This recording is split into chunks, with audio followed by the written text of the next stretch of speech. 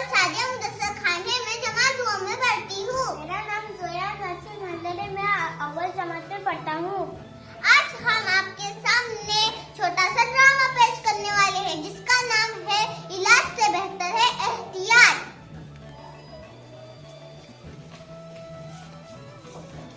समीर मैदान से क्रिकेट खेलकर घर में दाखिल होता है और बगैर हाथ धोए गिलास में पानी लेता है।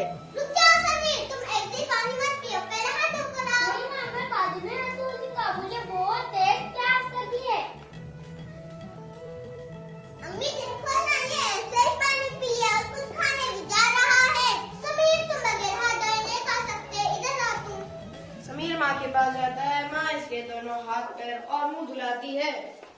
समीर तुम्हें पता नहीं कितनी बीमारी चल रही है हर तरफ।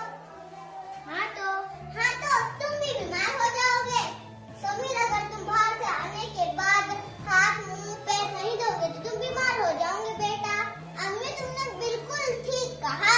पूरी दुनिया अभी भी कोरोना वबाई नामी बीमारी से लड़ रही है। हमें अपने आप को साफ सुथरा रखना चाहिए।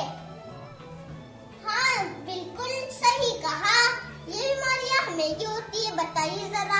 ऐसी बीमारियाँ तुम जैसे लोगों की वजह से होती है। तुम गंदी जो रहते हो। इसको देखो ना। तुम दोनों झगड़ा बंद करो और चलो खाने।